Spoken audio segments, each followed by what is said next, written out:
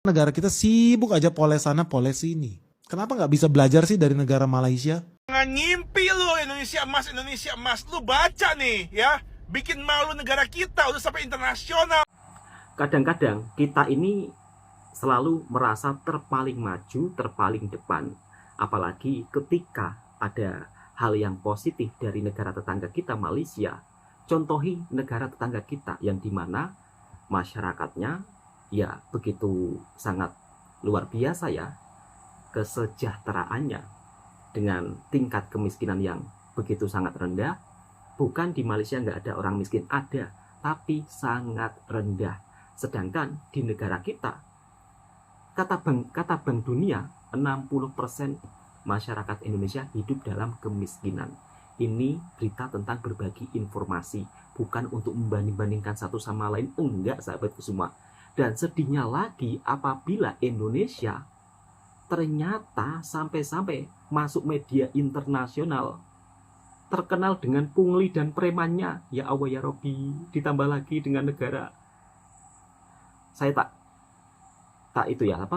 tak mau membacanya, nanti netizen marah-marah saya. Oke, saya cukup reaction videonya saja.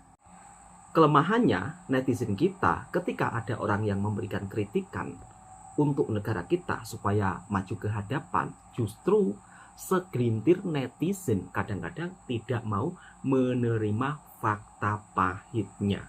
Padahal fakta pahit tersebut bukan berarti menjelek-jelekan Indonesia, bukan berarti pengkhianat, bukan berarti penjilat, tetapi untuk kita merenung supaya menjadi lebih baik, belajar bersama-sama, meskipun kita harus mengawalinya start dari bawah. Nggak masalah, pelan-pelan insya Allah akan maju ke hadapan juga. Tetapi bila ada orang yang memberikan kritikan kemudian dikatakan, wah kamu ini nggak cinta Indonesia, lebih-lebih kalau orang tersebut tinggal di luar negara. Bukan hanya saya saja, tetapi teman-teman yang lain sama saja. Netizen selalu mempertikaikan, kenapa sih orang Indonesia kalau sudah tinggal di luar negara suka jelek-jelekin Indonesia, suka ngomongin kekurangan Indonesia. Padahal tujuannya itu bukan untuk menjelek-jelekan negara kita tercinta. Saya sebagai orang Indonesia ingin sekali negara kita itu juga setanding dengan negara yang sudah menjadi negara yang cukup maju seperti Cina. Saya nggak membandingkan dengan Malaysia ya. Itu Om Benik yang membandingkan dengan Malaysia. Seperti Cina yang dimana dulu dipandang ya negara yang jumlah penduduknya banyak ya kan. Tapi rakyatnya juga hidup dalam kekurangan, tetapi Cina mau belajar. Kita bisa lihat sendiri perkembangan Cina yang dimana teknologinya begitu sangat luar biasa. Indonesia negara yang luar biasa, nggak ada pengangguran kok, lapangan pekerjaan banyak, kemudian tingkat kemiskinannya juga rendah. Om Benik itu yang ngomong, katanya di Indonesia tingkat kemiskinannya tinggi, itu Om Benik yang ngomong. Kalau saya enggak, saya puji negara saya kok. Indonesia enggak ada pengangguran. Lah bang, kok ada orang yang bekerja ke Kamboja, ke Malaysia, itu ngapain? Mungkin mereka wisata, kira-kira seperti itu sahabatku semua. Nanti kalau saya bilang Indonesia banyak pengangguran, terus kemudian 60% penduduknya hidup dalam kemiskinan, waduh, dimarah netizen saya. 60% penduduk Indonesia yang miskin itu merupakan salah satu penilaian dari Bank Dunia. Itu Bank Dunia yang ngomong loh, bukan saya. Jadi harap-harap sahabatku semua stop untuk menghujat saya juga ya kan. Saya hanya berbagi informasi. Kayaknya seru ya. Om Benik ini memberikan kritikan yang begitu sangat luar biasa. Mari kita simak. Negara kita sibuk aja poles sana poles sini. Kenapa nggak bisa belajar sih dari negara Malaysia? Yang terima aja padanya, perbaikin. Akibatnya apa? Yang miskin di Malaysia cuma 1,3%. Kenapa? Ya udah jelas. Kalau orang Malaysia pindah ke Indonesia bukan tambah kaya, tambah miskin. Assalamualaikum Bos Q. Lagi-lagi Om Benix ngomongin tentang Malaysia. Membandingkan dengan Malaysia, memuji Malaysia. Gue takutnya Paman Tua dan Mangkuk Ayun akan menghina dia, kecam dia, dan menghujat dia. Keren ya kalau SDM tinggi yang bicara. sesuai fakta tanpa basa-basi. Tujuannya bukan untuk merendahkan negara sendiri, tapi untuk bercermin kalau tingkat kemiskinan kita itu udah keterlaluan. Masak tinggal di negara kaya tapi hidup melarat. Mangkuk Ayun bilang channel gua buat adu domba antara Indonesia dan Malaysia. Tapi kalau YouTuber hoax jelekin Malaysia, dia nggak pernah bilang tuh adu domba. Malah dia ikut komen Malaysides, dan ikut memfitnah Malaysia di dalam kolom komentar YouTuber hoax kepala bana. Munafik banget Mangkok Ayun. Gak suka channel lu cabut jauh-jauh. Film Teletubbies lebih cocok untuk lu. Hari ini gak banting TV ya bos, makcik itu gak ada di rumah. Gimana ini kita jadi bahan lawakan dunia? Orang miskin di Indonesia cuma 8% bro. World Bank bilang 60%. Kita bandingkanlah dengan negara tetangga. Tolong ya, kewarasan itu tolong dijaga ya. Orang makin lama gak ada trust. Gimana caranya ini? Negara Indonesia berarti negara kaya raya dong. 92% manusianya sudah tidak miskin lagi. Oh enggak pak, sebetulnya masih ada level. Miskin, nyaris miskin, hampir miskin, sedikit lagi miskin. Apa maksudnya? Ya udah gini lah, kita nggak usah lah uji metodologi, enggak. Kita hidup itu bukan di atas kertas. Dunia nyata, turun dong orang BPS ke kolong jembatan, lu pergi ke pinggir rel. Apa iya di situ orang hidup dengan 40 ribu, 50 ribu bisa hidup? Bisa, buktikan, lu aja yang buktikan. Beli kolor aja nggak cukup itu. Gimana sih, tega banget. Kita lihat dong Malaysia nih. Kita jujur buka data nih ya. Malaysia penduduk miskinnya itu 1,3%. Thailand menurut Bank Dunia 7%. Vietnam 18%. Filipina 50%. Di sini gue mau bilang, Malaysia menurut World Bank, ini bukan pakai Biro Pusat Skenario Malaysia, enggak. Menurut World Bank, orang miskinnya 1,3%. Indonesia katanya menurut BPS itu 8%. Filipina menurut World Bank 50%. Kalau yang miskin di Indonesia cuma 8%, sementara yang di Filipina yang miskin 50%, logikanya berarti hari ini warga Filipina berbondong-bondong pindah tinggal di Indonesia. Iya dong, yang miskin di sini cuma 8%. Iya dong, versi BPS. Yang di Filipina 50%, versi World Bank. Logikanya kalau lu punya otak, harusnya warga Filipina pindah dong ke Indonesia. Faktanya kan enggak. Yang ada apa? Yang ada warga Indonesia justru berbondong-bondong pengen kerja di Vietnam. Yang miskinnya 18,2%. Lebih tinggi dari BPS. BPS punya 8%. Faktanya orang Indonesia pengen banget bisa kerja di Vietnam. Orang Indonesia pengen banget bisa kerja di Thailand. Orang Indonesia berbondong-bondong pengen kerja di Malaysia. Karena Malaysia menurut World Bank cuma 1,3%. Kita ngomong dunia nyata. Tidak ada orang Malaysia yang bercita-cita, oh saya begitu lulus saya pengennya kerja di Indonesia. Nggak ada, gue pernah lihat itu. Berarti kan data lu Yang ada orang Indonesia yang katanya miskinnya cuma 8% itu pengennya pindah kerja ke Malaysia. Kan itu faktanya. Kenapa? Ya udah jelas. Kalau orang Malaysia pindah ke Indonesia bukan tambah kaya, tambah miskin. Aduh, ya karena menurut World Bank 60% orang di sini miskin. Alangkah tololnya lah orang Malaysia itu buat pindah dari Malaysia ke Indonesia karena percaya data BPS. Alangkah tololnya lah orang Vietnam. Wah, Vietnam menurut World Bank 18% yang miskin. Di Indonesia menurut BPS 8%. Logikanya hari ini nih udah banjir orang Vietnam nih di Indonesia. Tapi kan enggak. Ya kenapa? Karena Vietnam itu tahu dia 18% yang miskin. Indonesia ternyata 60% yang miskin. Kan enggak segoblok itu orang Vietnam pindah ke Indonesia. Enggak. Dia pun enggak percaya. Indonesia cuma 8%. Kalau Indonesia bener cuma 8%, hari ini Indonesia udah banjir tenaga kerja. Dari Vietnam, dari Laos yang miskin 68% tuh. Dari Laos, dari Vietnam, dari Filipina. Semua udah berlomba-lomba, bercita-cita kalau ditanya sama ibunya. Apakah cita-cita kamu? Kan kamu jawab jadi pilot. Enggak. Orang Vietnam, apakah cita-cita kamu? Ke Indonesia pak. Orang Laos ditanya, apakah cita-cita kamu kerja di Indonesia pak? Kenapa? Ya soalnya kemiskinan di Indonesia cuma 8%. Di Laos kan 65%. Faktanya enggak. Nggak begitu, faktanya orang Indonesia cita-citanya kerja ke luar negeri ya udah jelas ya, karena kemungkinan dia jadi miskin di luar negeri ya jauh lebih kecil, bahkan nyaris nggak ada dibanding dia tinggal di Indonesia. Ini kan fakta ya. Kok ngelawak ini Badan Pusat Skenario? Ini skenario apa yang mau dibikin? Maksud gua ngeluarin angka-angka begini tujuannya apakah mempermalukan Presiden Prabowo? Coba jujur deh, tujuannya apa ya? Padahal Presiden Prabowo udah bilang jangan kau puas dengan angka statistik. Karena bisa jadi itu tidak menunjukkan kondisi yang real di dunia nyata. Berarti sebuah penghinaan nih bagi orang-orang miskin di Indonesia. Kenapa menurut gue ini penghinaan? Kalau kita berusaha ngecil-ngecilin, artinya kan masyarakat kita artinya ya dipaksa untuk hidup dengan keterbatasan itu kan nggak etis ya guys. Sementara pejabat kita berfoya-foya di sana. Jangankan garis kemiskinan, garis nyaris miskin, hampir miskin, dikit lagi miskin pun mereka nggak bakal pernah lihat itu. Ini kan tragis. Apa agendanya? Kenapa kita disodorin angka yang miskin di Indonesia cuma 8%? Karena ini dampaknya buruk loh. Ini bisa membuat bangsa Indonesia terlena. Seolah-olah kita semua ini sudah berhasil. Seolah-olah kita sudah berhasil mengurangi tingkat kemiskinan. Padahal masih ada begitu banyak ketidakadilan. 8% masa sih? Enggak. Idih.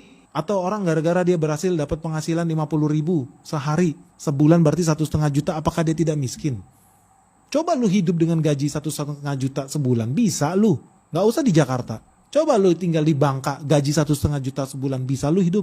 Gua rasa gak elok lah kalau lu bilang itu gak miskin. Karena akibatnya apa? Kalau lu makin menunjukkan angka-angka seolah-olah itu kecil. Ujung-ujungnya apa? Makin banyak lagi nih orang-orang yang sebetulnya harusnya berhak dapat bantuan dari negara. Berhak dapat subsidi dari negara. Tapi menjadi tidak berhak dapat subsidi dari negara karena penghasilan dia Rp21.000 per hari. Atau rumah tangga dia penghasilannya sedikit di atas 2,8 juta per bulan. Menurut gue ini bahaya. Akibatnya apa? Orang jadi marah-marahin tuh kayak Gubernur Jawa Barat KDM. Dia punya program vasektomi. Orang disuruh steril, laki-laki disuruh steril. Supaya gak nambah anak tapi kerjaan gak punya. Keluarga bukan tambah sukses tapi tambah miskin. Kan katanya 10. Iya, yang masih udah kecil. Masih ada yang kecil? Ada. Umur berapa? Yang paling kecil itu usia 2 tahun, 2 tahun. Ya Allah. Nah, ibunya lagi ngandung lagi anak ke-11.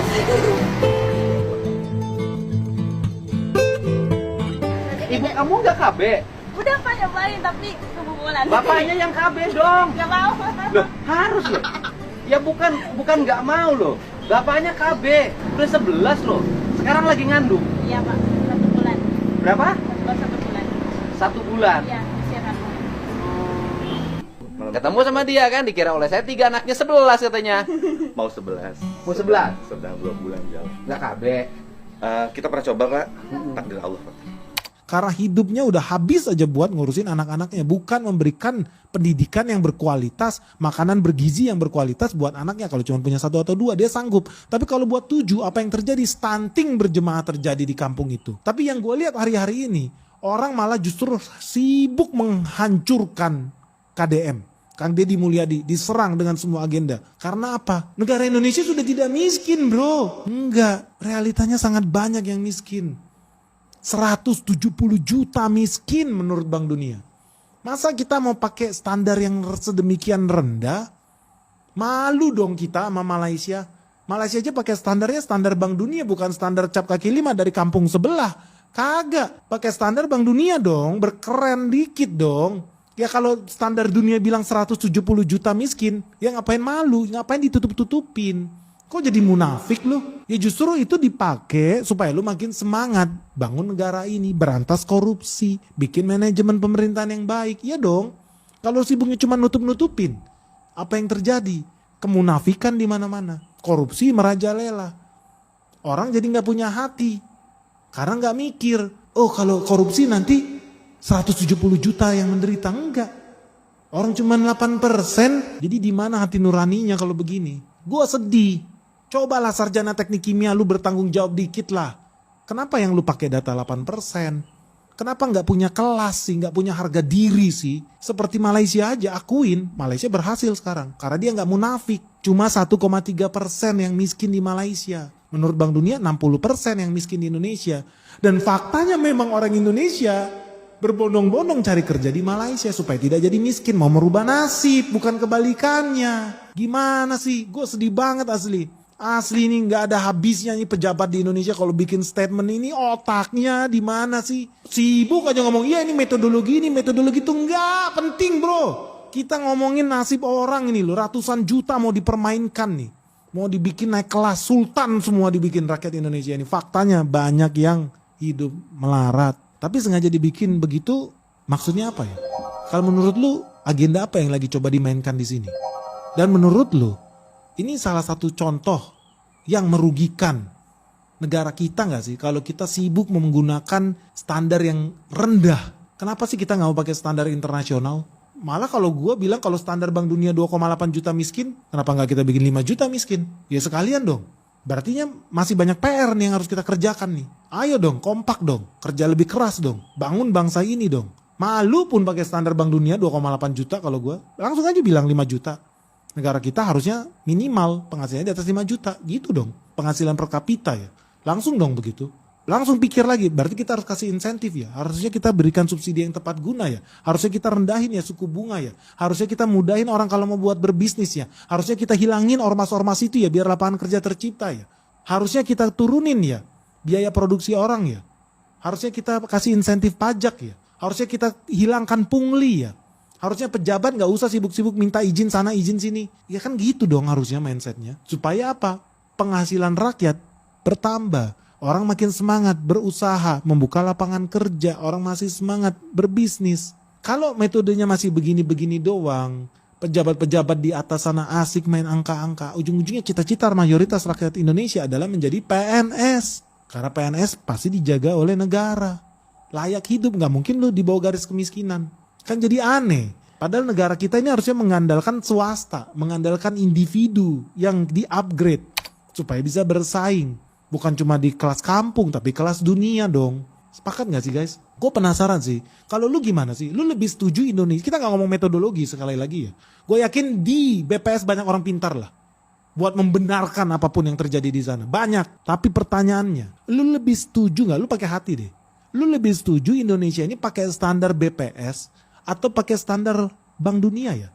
Untuk menghitung garis kemiskinan kita. Dan kenapa ya Indonesia masih ngotot banget pakai standar yang rendah? Tuliskan dong alasanmu apa di bawah ini ya. Dan sharing ya sama kita semua supaya semakin jelas kenapa negara kita sibuk aja poles sana poles sini. Kenapa nggak bisa belajar sih dari negara Malaysia yang terima aja apa adanya, perbaikin. Akibatnya apa? Yang miskin di Malaysia cuma 1,3%. Jadi guys, kalau lu sendiri gimana? Lu lebih percaya datanya Bank Dunia atau datanya BPS nih? Menurut Bank Dunia yang miskin di Indonesia 60%. Menurut BPS cuma 8%. Good news Indonesia. Kalau saya sangat bersetuju apa yang dikatakan oleh Mas Benik ya, salah satu konten kreator yang memang memberikan edukasi untuk orang-orang yang ada di Indonesia, untuk masyarakat kita supaya tidak terlena ya kan, seolah-olah kita sudah menjadi negara yang maju, negara yang kaya raya. Ujung-ujungnya penilaian Bank Dunia masyarakat Indonesia 60% hidup dalam kemiskinan. Sedangkan kalau dibandingkan dengan negara tetangga kita Malaysia yang dimana tingkat kemiskinannya itu begitu sangat rendah. Dan faktanya memang banyak orang Indonesia yang berbondong-bondong kerja di Malaysia, itu fakta ya. Meskipun nanti beberapa segelintir netizen tidak mau menerima fakta seperti ini. Saya nggak masalah ya. Netizen-netizen tersebut tidak pun memberikan solusi.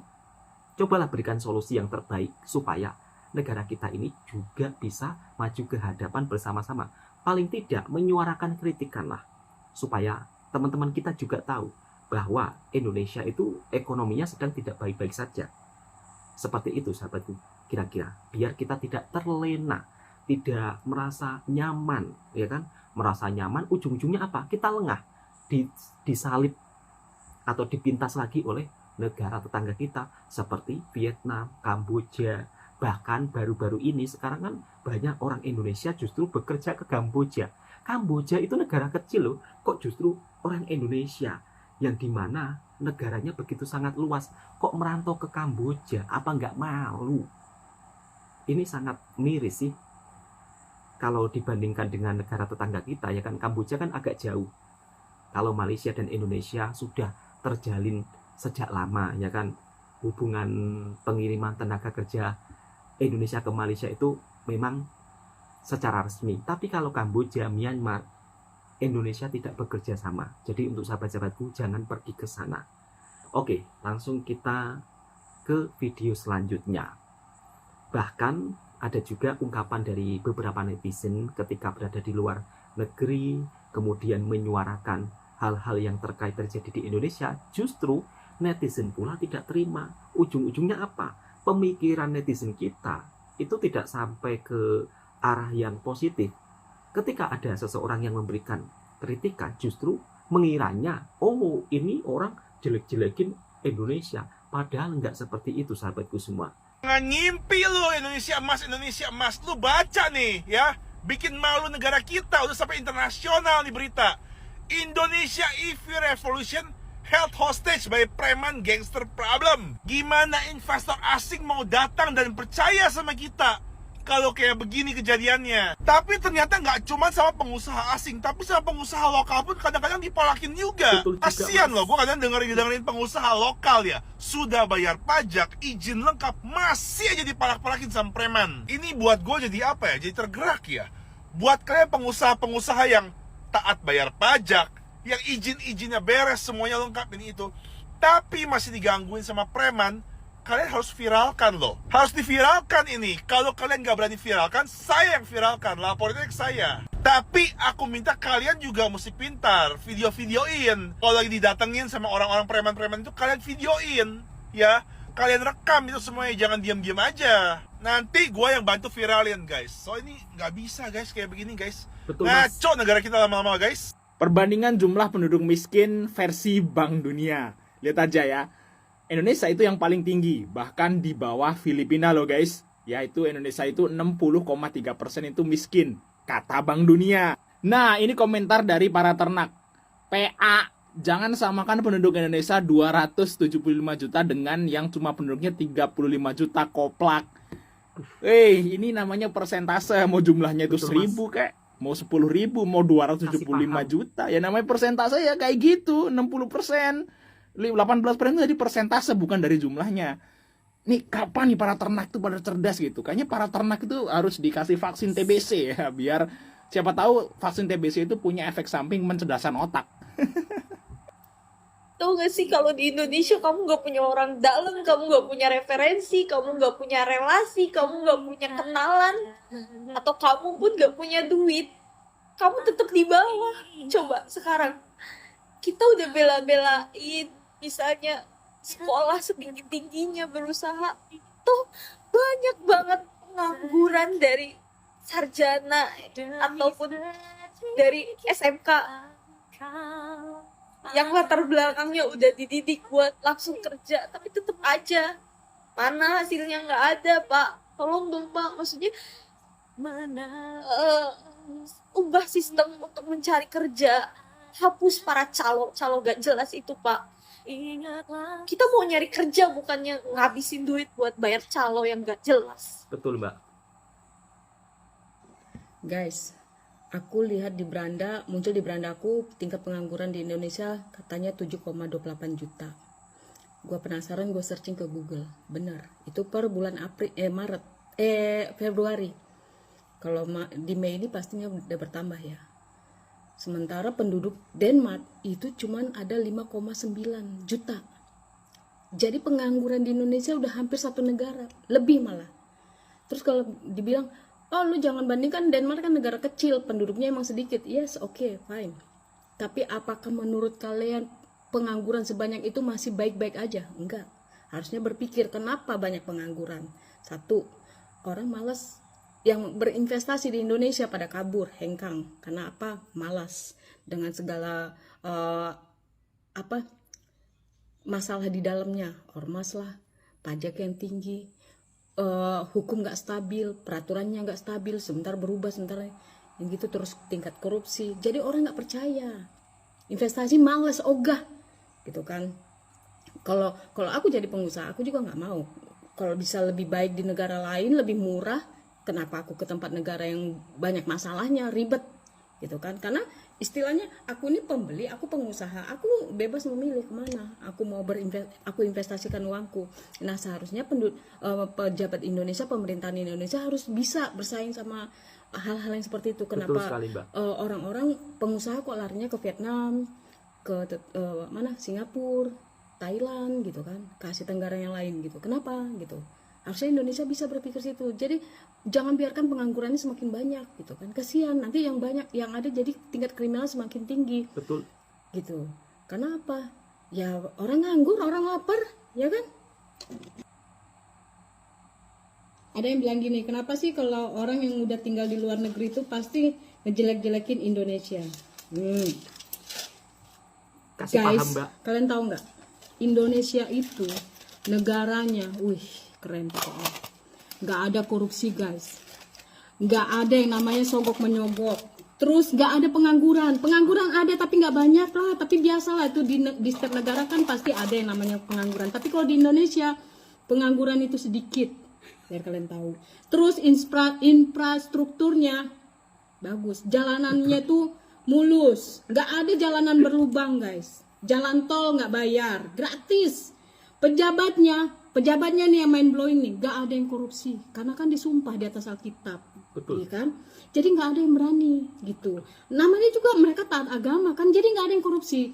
Nah itu dia. Indonesia itu paling pantas cocok buat jadi percontohan, guys. Tuh, jadi kalian jangan salah, jangan underestimate sama Indonesia. Indonesia, wih keren, ngeri. Gue aja pengen lo balik lagi ke Indonesia, sumpah. Saking gue tuh ini banget, wow Indonesia sekeren itu ternyata. Gak ada yang korupsi, ya kan? Gila lu.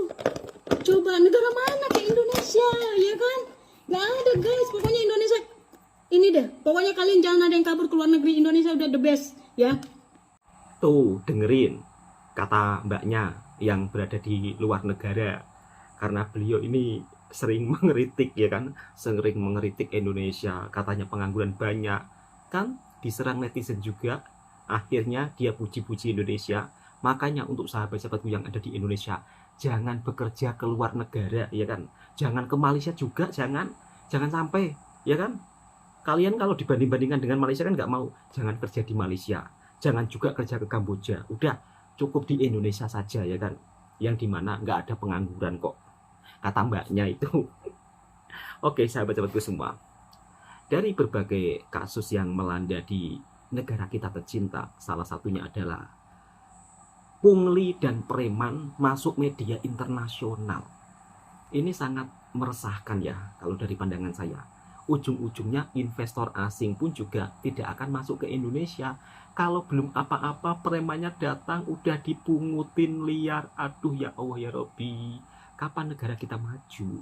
Pantesan aja anak-anak muda yang sudah capek-capek sekolah, ya kan, lulusan sarjana itu pun sulit mendapat pekerjaan. Dan baru saja kita juga melihat video curhatannya.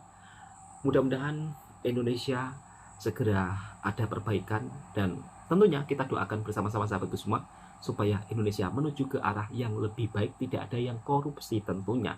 Untuk sahabat-sahabatku, mari kita saling berkomentar, saling inspirasi, saling memotivasi satu sama lain. Assalamualaikum warahmatullahi wabarakatuh.